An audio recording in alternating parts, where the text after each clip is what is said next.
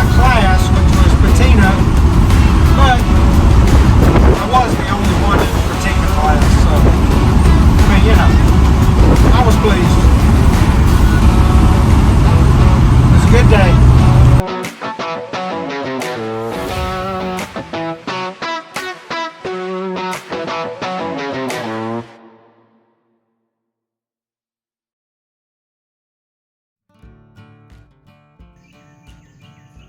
Hey, J-RodTV here. Just need to do some maintenance. You can see the old 85, just been enjoying it.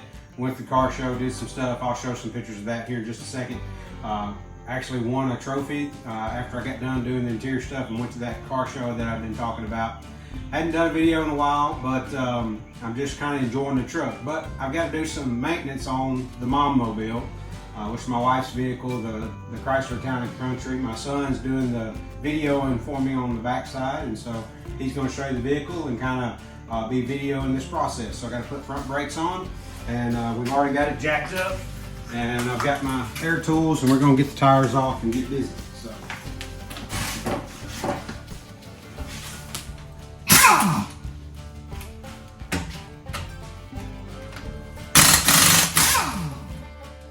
Changing brakes isn't a big deal. If you're new to that kind of thing, you don't have to have air tools. I just happen to have them. It makes it easier, but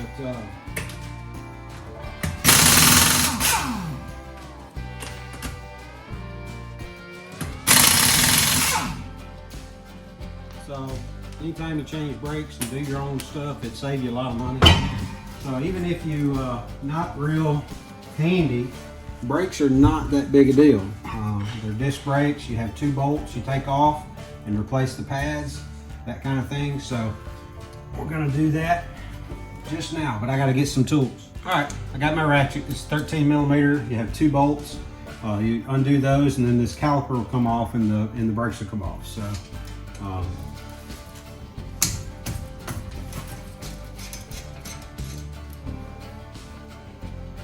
So you just pull the two bolts off.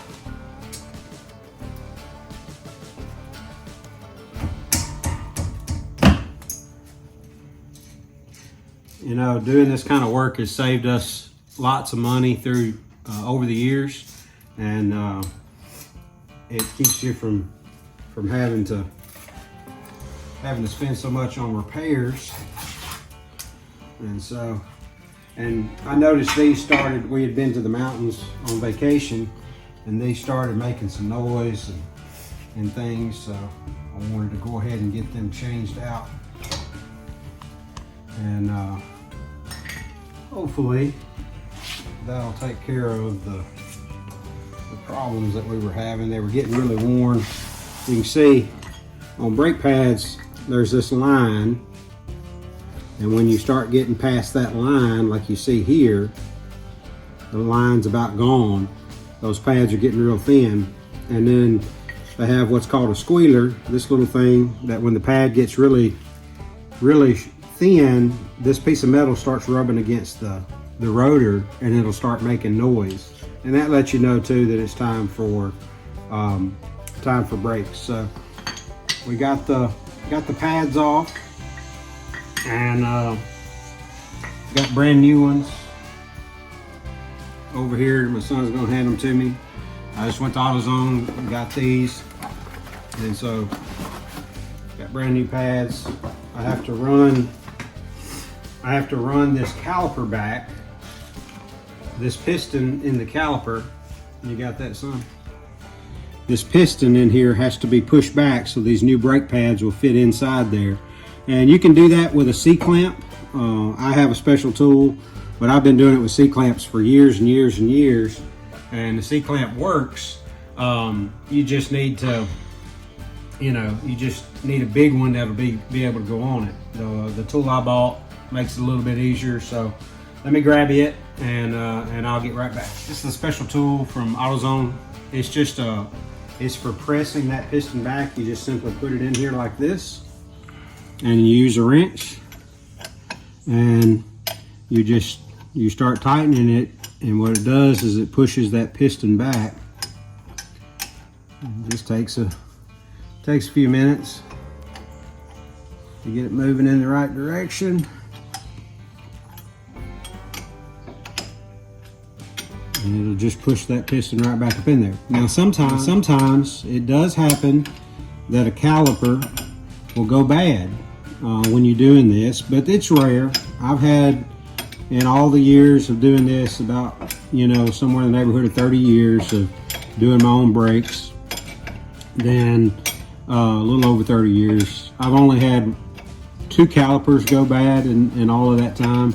So like I said, it's rare that would happen. So I've got the new brake pad, and if you'll notice right here, my son will get kind of close in here to see, there's these little clips, and these little tabs have to fit in those clips. And so that's what you do, is you get them in here, and they have to go up in there just like that. So that's the back one, and then here, I mean, this is the front one, and then you got to do the back. And if you'll notice, it's got like a half moon shape. Well, this got to be, sometimes people will try to stick them in there the wrong way, and that won't work. You need to keep it in contour with the existing piece. And so there's the new pads, and then I take the caliper, and it fits right back on there. The 2 bolts go right back on there, just like that. And then we tighten them up. Use my 13mm again.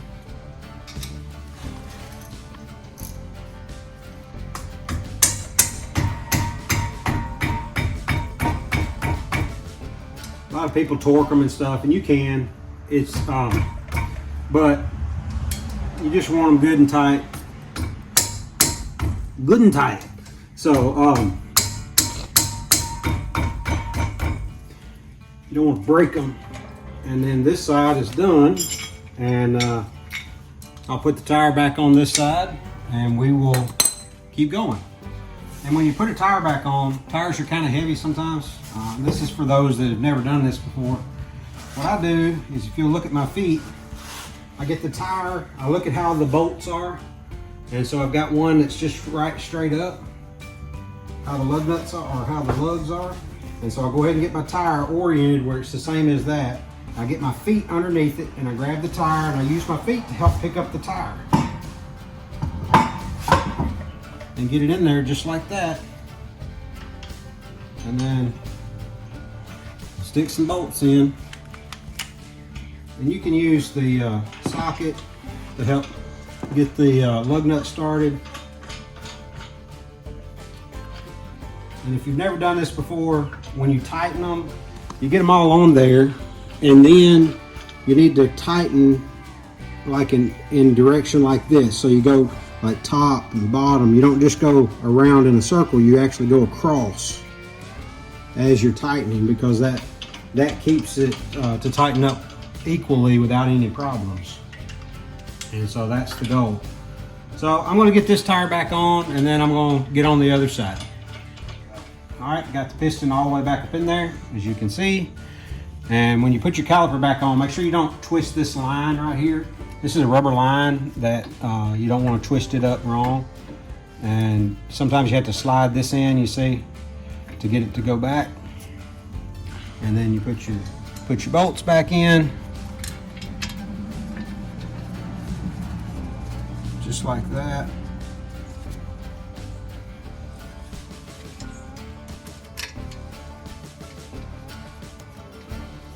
All right.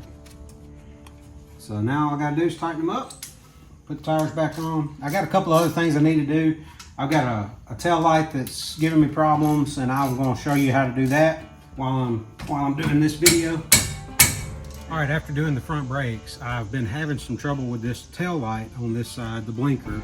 And so I know we went on vacation, and and it kept saying that this turn signal was out. So I stopped at an AutoZone, took this off, looked at it, it was corroded. So now that I'm home, I'm gonna try to clean it, and I've got new bulbs if I need it. So you need a T30, which is a Torch 30. You take out these 2 bolts here. So you take out these 2 bolts, one there and then one down here, and then this tail light will come out.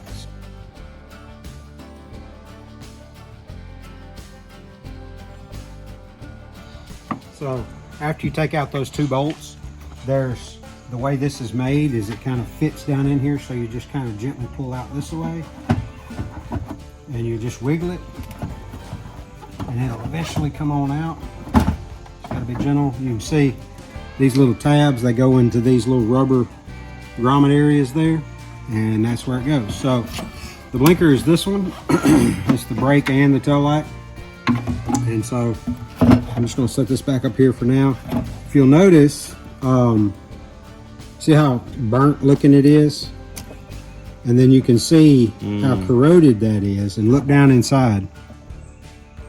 You see how corroded green that is? So what I'm going to use is I'm going to use some baking soda and water to try to help clean up some of the corrosion. I may use some, and I just have an old toothbrush, and I may use some sandpaper too, because it just keeps losing connection. Worst case scenario, you would replace this, you'd replace this whole socket.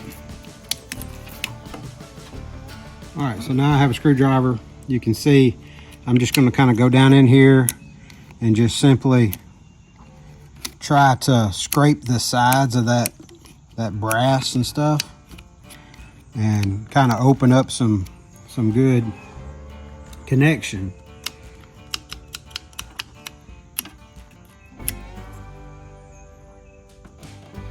And you can tell it's a lot better than it was. So, you know, you can do that. Just keep working at it till it gets clean, and then I'll put in a new bulb and we'll test it and we'll make sure that it's going to work. So, all right, I got my son in the car. He cranked it up. You can see the bulb burning. He's going to press the brake. There's the brake. Let off, Dayton. Now turn the blinker on. Left side. There it goes. You can see it burning. So it's working like it should. So you may be wondering about the orange truck and the 85 C10. And so what's next is the heater core went out in it as I was driving. I noticed it was leaking. So what we're going to do is I bought the new heater core, I bought the new blower motor. The blower motor was making noise, and so I'm going to replace all those things, but I wanted to just enjoy driving it for a little while because it had been down so long. So that's what I'm doing at the moment. So that's the next thing. Also, I've got a windshield that's going to be put in. I've got a new mirror because it didn't have a rearview mirror. That's going in soon, and if I have enough money left over after those things, I'm looking at either the dash pad or carpet going in. So that'd be great to get some of those things done. But I need to get the heater core fixed before I put carpet in, all that kind of stuff. So those are the projects coming down the line as long as I've got money. Thanks for watching. I just want to remind you that you can like and subscribe and be a part of this channel and just support it. I don't get anything for it. I just want to help you. I want you to learn some things. I want you to be able to learn how to fix your own vehicles, work on your project vehicles, that kind of stuff. And don't forget, Jesus loves you, and he can save your life and give you the salvation that we all need, because we all sin and fall short of the glory of God. Don't forget that truth. Christ is our Savior. Thanks for watching.